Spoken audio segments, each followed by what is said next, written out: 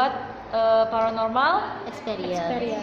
Dari masing-masing orang tuh ada 3 cerita horor sih yang pernah dialami, entah dari keluarga, diri sendiri ya terserah. Dimulai dari Sally. Udah. Jadi cerita ini waktu TK sih. Waktu TK tuh aku kan kayak sering main ke rumah kawan aku kan. Yang samping rumahnya tuh kayak ada hutan-hutan gitu.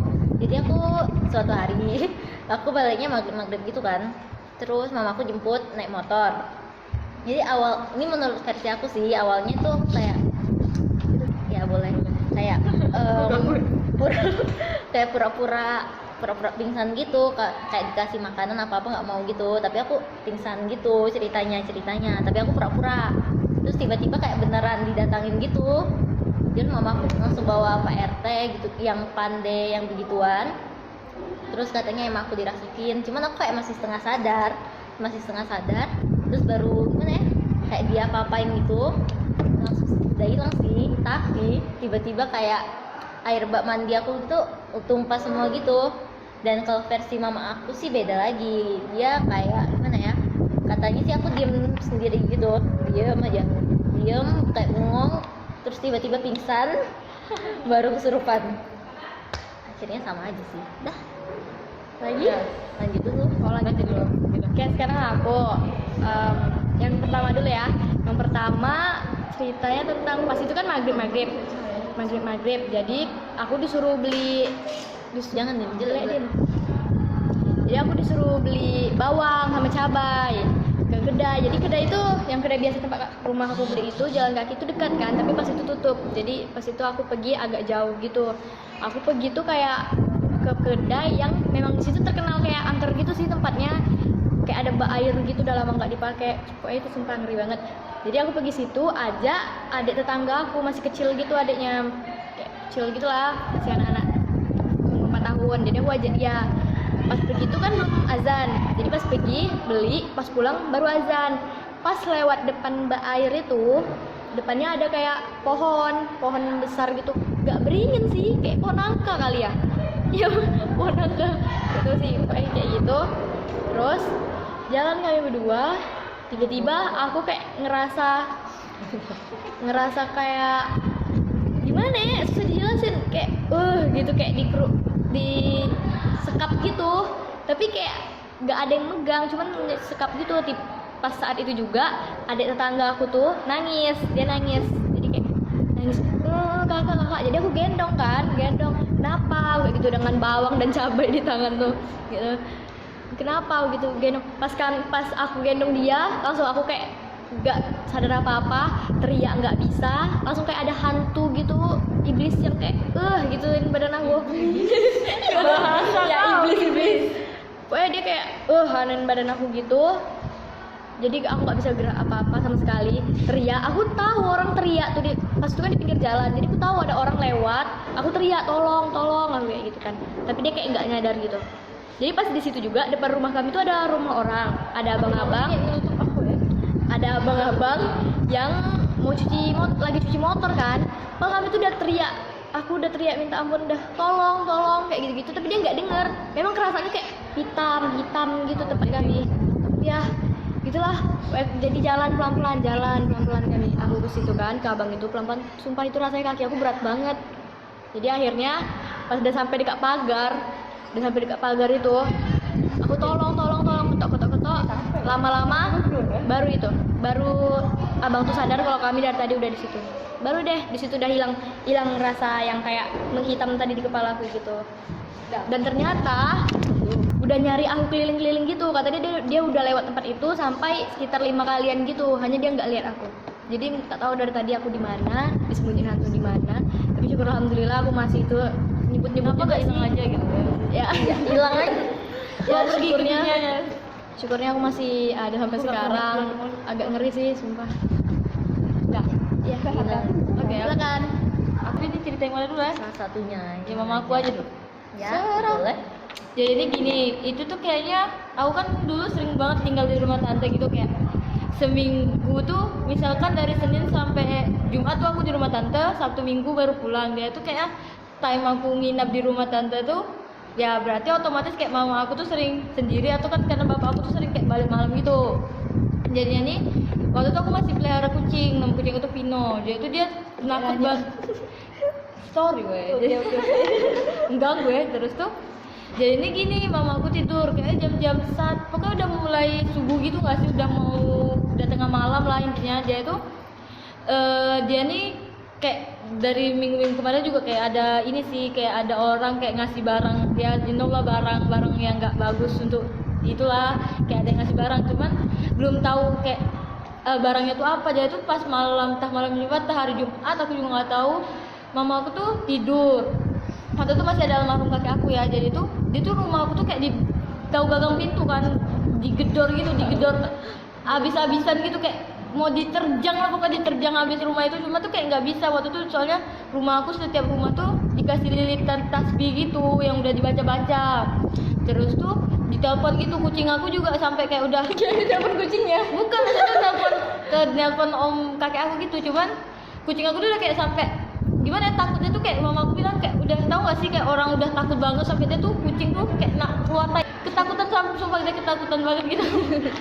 Kayak dia terus tuh nelpon kakek aku, almarhum kakek aku, suruh kelilingin rumah gitu, ada orang atau maling gitu. Ternyata nggak ada gitu, kayak nggak ada orang, sampai dikelilingi rumah sampai belakang tuh nggak ada orang sama sekali. Tapi dalam rumah tuh mama aku tuh masih kerasa, masih digedor gitu. Yaitu udah pagi sampai kejadian itu digedor sampai 3 harian tuh masih digedor, nggak berhenti sampai ada keluarga aku udah nginap situ. Awalnya keluarga aku nggak percaya kata mama aku digedor, soalnya nggak ada apa-apa. Jadi itu saudara aku tuh disuruh nginap di situ, dan ternyata dia juga dengar kayak ketakutan juga di dalam situ. Dia juga dengar digedor habis-habisan sampai akhirnya dipanggil orang-orang pintar gitu. Jadi itu di rumah aku tuh di setiap dinding tuh ada tanda hitam. Kalau kalian ke rumah aku pernah nggak sih di dinding-dinding dan Sering. tanda hitam, iya kan? Ya, Ujung-ujungnya tuh itu tuh tanda kayak buang sial gitu sih sebenarnya. Jadi itu bukan percaya dengan hal-hal mistik kayak dukun atau apa, tapi itu kayak jaga aja sih sebenarnya. Kayak gitu. Next, saya Tuh. sekali lagi cerita kedua. Ini cerita kedua. Sebenarnya ini ceritanya belit-belit gitu sih, jadi pahamin aja ya. Ini waktu aku SD, karena aku punya kawan. 2 orang kawan, yang satu cewek satu cowok, kayak kerja kelompok gitu. Kerja kelompok kayak bikin kerajinan pakai bawang-bawangan gitu kan. Nah, Cepet banget sih. tutup pintu sih. Tutupin. Terus sampai mana ya? Oh, Nah. kami ke rumah si cowok ini. Rumah cowok ini gede, jadi kayak masuk lorong, langsung rumah gede dia gitu. Sampingnya paling rumah kecil gitu. Tapi jauh, jaraknya tuh jauh. Kayak berapa tingkat ya? 4 tingkat gitu kayaknya. Jadi yang lantai paling atas tuh kayak ada ruangan, kayak ruangan kerja gitu. Luarnya tuh kayak teras yang gimana ya? Jelek sumpah. Teras yang kayak bisa nengok luar gitu, ngerti kan? Kayak loteng. Jadi di rumahnya tuh cuma ada dia sama tantenya, yang lain tuh. Terus sampai mana ya tadi? Nah, kan tinggal cuma ada 2 orang, dia sama tantenya. Ini kami di rumah dia, nggak tahu kepikiran apa buatnya di lantai 4 ini, tempat loteng gitu kan. Jadi kami naik, tantenya di lantai paling bawah lagi duduk, kami naik ke atas. Terus kami potong-potong bawang lah, potong-potong kulit-kulit bawang gitu. Anginnya tuh emang kenceng banget. Ngapain potong bawang Tugas kerajinan. Terus yang si cewek ini ditinggalin di luar sendiri. Kami pergi ke ruangan kerja bapaknya gitu, ambil koran. Terus si cowoknya ini kan jahil, dia kunci tutup pintu. Kan dia kayak ada pintu baru bisa keluar gitu. Dia tutup pintu, sampingnya tuh ada jendela sih kecil samping pintu. Dia tutup pintu, terus kayak ada suara orang nangis. Jadi kami kirain cewek ini nangis kan. Jadi kami minjem itu, tapi dia nggak nangis. Terus dia kayak ke tempat kami gitu, kayak mau minta bukain pintu. Tapi dia nggak nangis sih, masih kayak ngomong biasa.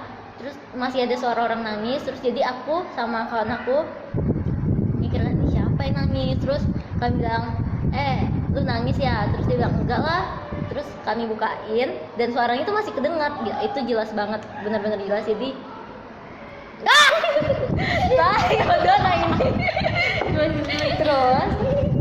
terus saling nengok-nengok gitulah, kayak you know what I mean gitu. Terus langsung lari, otomatis langsung lari. Beneran ruangannya tuh gelap-gelap gitu.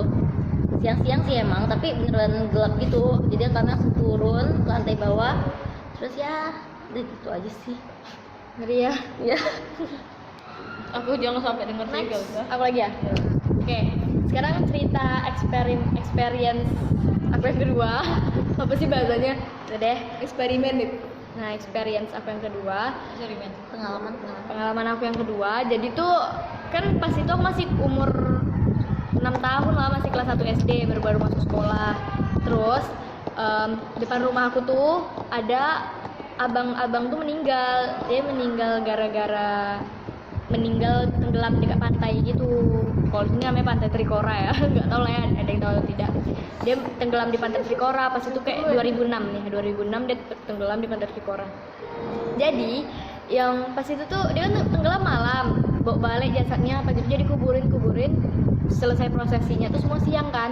Jadi pas itu aku tidur siang, di depan rumah tuh masih ada tenda gitu, maklum lah rumah aku kan dulu perumahan, jadi masih ada tenda gitu, masih ada juga bapak-bapak duduk-duduk situ cerita-cerita. Terus jadi aku tuh tidur siang dan mama aku di kamar dia. Habis itu aku mau air, mama aku bilang mau ibu ambilin kata gitu. Jadi aku bilang deh iya mau gitu kan. Tapi pas itu dia bilang gak usah deh, ambil sendiri aja. Jadi aku turun dari kasur, turun jalan keluar ke ruang tamu, ke dapur, ambil air, terus aku minum di situ. Habis itu aku jalan lagi ke ruang tamu. Jadi di ruang tamu itu kan ada sofa. Tiba-tiba sumpah ini aku kayak ngeliat abang itu duduk di depan, duduk di kursi sofa itu. Ya jadi aku kayak ih, itu serius. Aku nengok mukanya tuh kayak terkejut kan, jadi aku lari ke kamar. Lucunya di sini sih, lari ke kamar mama aku. Kasurnya tuh kayak ada kolongnya gitu. Jadi aku saking salahnya, saking kebelet larinya, datang masuk kamar. Aku bukannya naik tempat kasur, kaki aku naik, kepala aku nunjem ke bawah kolong. Iya, jadi terus jadi kan nunjem ke bawah kolong kan. Pas di bawah kolong tuh aku nengok lagi muka abang itu. Muka abang yang meninggal itu. Ngeri kan? Sumpah itu ngeri banget. Lalu aku sambil teriak, aku kayak gitu-gitu. Masuk ke kamar, nengok kan, malah kepala aku jatuh ke bawah, nengok lagi muka dia, teriak lagi. Langsung aku digendong sama mama aku keluar, masih sambil nangis-nangis. Jadi di depan tuh masih ada bapak-bapak gitu. Jadi bapak-bapak tuh nanya, kenapa ini abis lihat om itu gitu. Hebat banget. Sumpah itu asli, aku lihat muka dia. Baru sehari meninggal dia udah gentayangin aku bro. Nggak kuku. Kok jadi lucu ya?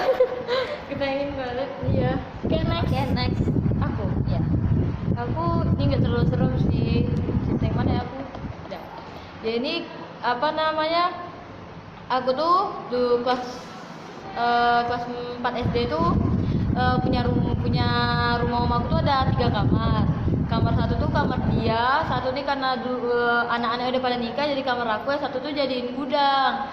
Jadi tuh kan dulu aku waktu kelas 4 tuh masih siang, kira-kira tuh kayak jam-jam satuan gitu sekolahnya, masih siang. Jadi otomatis jam-jam karena mama aku tuh kerja entah apa aku juga lupa. Aku tuh tinggalnya di rumah om aku. Padahal rumah aku tuh sama om aku tuh gak jauh, sampai itu gak jauh banget, cuma beda 3 rumah. Jadi aku tidur di situ. Di situ tuh kayak udah ada fasilitas yang aku butuhin gitu lah, ada kayak terpenuhi gitu. Jadi aku tinggal di situ. Om aku kan guru, jadi dia ngajar, jam-jam ngajar. Itu kayak mau zuhur, mau menjelang aku pergi sekolah. Jadi tuh aku mau kayak baring-baring dulu, mau ya tidur-tiduran lah sebelum pergi sekolah. Jadi tuh di depan kasur aku tuh ada kursi. Jadi tuh dulu tuh kamar rumah aku tuh memang ada satu cewek gitu. Kalau misalnya ada yang pada biasa itu tuh bisa lihat dia gitu, kayak cewek, kepalanya tuh panjang banget gitu. Kalau misalnya orang bisa lihat kayak orang punya indera keenam tuh sering nampak dia tuh kayak kepalanya tuh keluar masuk jendela gitu, sering keluar masuk jendela, kakinya suka kayak keluar dari dinding. Jadi tuh ceweknya tuh tinggalnya tuh di kamar yang aku tinggalin gitu, sering.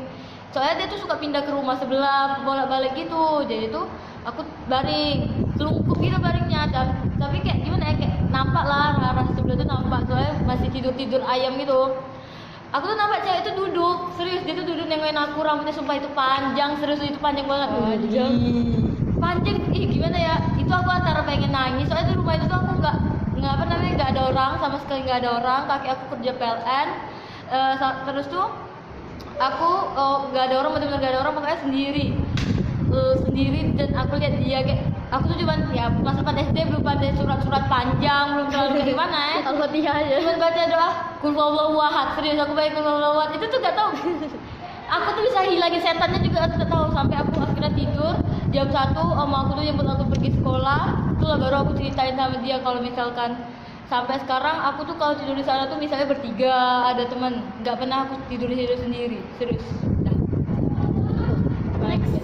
Terus ini yang ketiga sih baru-baru ini sih waktu SMP, nggak baru juga lah, berapa tahun yang lalu. Nggak ngeri sih sebenarnya. Jadi kan aku lagi latihan dance. Aku tuh dulu ada grup dance gitu kan di ruang kaca. Ruang kacanya tuh sekitar rumah aku lah, nggak jauh. Aku biasa jalan kaki, nggak repotin. Tuh. Jadi Nggak ada yang muanter, nggak nanya. Terus abang aku, koko aku, dia tidur. Dia kan gamers kayak sering lomba-lomba juga kan. Jadi dia emang gamers sejati gitu. Dia kayak jam tidurnya tuh kebalik sama kami tidurnya jam 9-an, jam 10-an, dia tidurnya jam 5-an sampai jam 7-an doang gitu biasa. Nah waktu itu jam 9-an kan mamaku lagi bangun ini, mau bangun abang aku gitu, gedor-gedor, dia kayak nggak tahu lah tidur dia kayak mana ya. Terus mamaku telepon kan, udah diangkat, ada orang angkat, tapi suaranya tuh kayak nafas doang. Kalau gimana ya, nafas terus kayak ada gitu-gitu. Nah terus mamaku kirain emang beneran dia kan, terus udah dimatiin. Terus mamaku nunggu kok dia nggak turun-turun. Terus habis itu beberapa lama lagi dia turun kan. Mamaku bilang kok baru turun, kan udah ditelepon dari tadi. Terus sama aku bilang, dia bilang HP dia mati, HP dia nggak sama dia, HP-nya tuh mati. Dia taruh di atas kulkas di lantai bawah tempat mamaku, dapur lah intinya, di dapur. Jadi HP-nya tuh mati, terus nggak aktif lah intinya. Terus nggak tahu ngapa, nggak tahu itu telepon dari mana. Terus mamaku harus telepon aku kan, ceritain. Terus ya otomatis aku langsung balik lah nemenin. Iya, aku takut ada apa-apa. Itu aja sih. Ya. Oke, cerita aku yang ketiga sebenarnya bingung sih mau ceritain yang mana satu. Tapi yang ketiga nih kayak sebenarnya bukan aku yang ngalamin, tapi aku tahu videonya dan itu kawan aku sendiri. Jadi pas itu kami lagi main-main. Habis itu yang punya video itu dia balik ke rumahnya kan, bawa adik-adik yang tadi ikut aku itu, yang ikut aku pas cerita di awal tadi. Jadi adik-adik itu kan masih kecil kan, jadi dia kayak dikasih pegang HP gitu. Kawan aku cerita kayak gitu sih, dia kayak dikasih pegang HP, terus nggak tahu kebuka video. Dan pas kebuka video, adik-adik tuh kayak videoin sesuatu. Pokoknya endingnya pas balik ke tempat kami lagi, pas kami lihat HP dia terkejut kan, ini ada video apa, kok ada kayak kaki gitu lewat di belakang sini. Jadi pas itu adik tuh main HP dia sambil adik tuh digendong. Terus tiba-tiba di video itu tuh ada kayak kerekam baju kawan aku itu lagi gendong adik itu, terus di belakangnya ada kayak kaki gitu lewat, dan itu besar banget ya.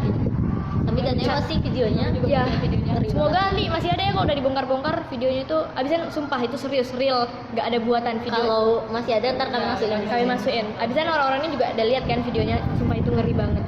Pas sebelum itu tuh memang ada yang meninggal dekat depan rumah kawan aku itu, yang tempat TKP video tadi tuh ada meninggal, dan itu memang bapak-bapak itu besar sih kakinya.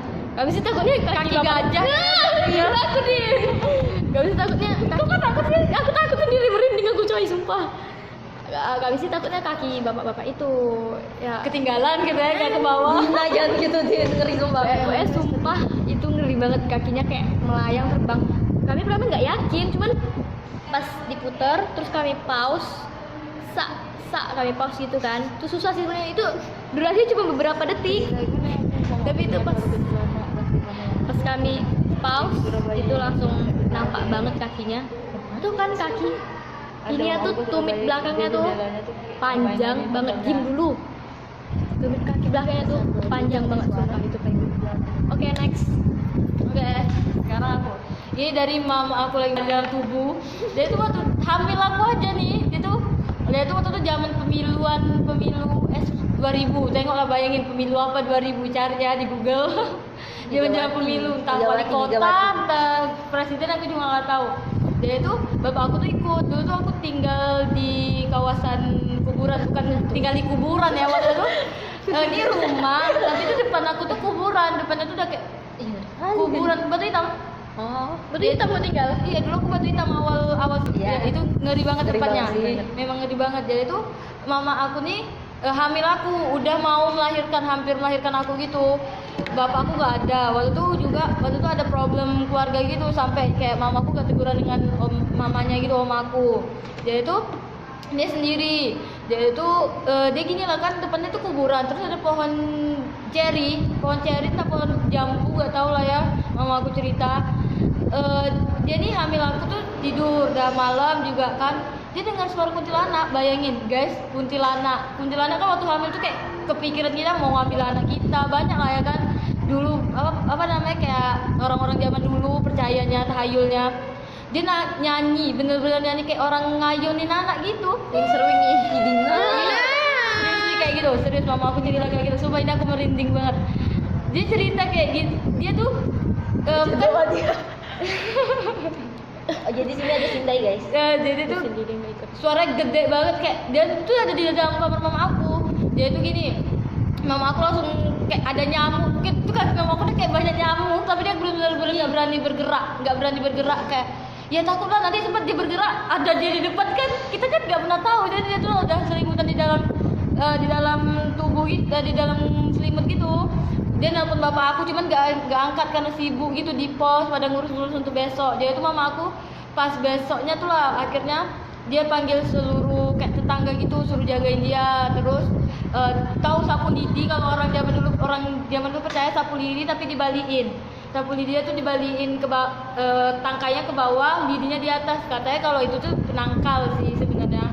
Jadi sampai sekarang mama aku tuh bener-bener masih terngiang-ngiang gitu. Kalau kalian mau dengar suara tuh dengerin aja kok Suzana, Kiki. Udah, oke itu cerita dari aku.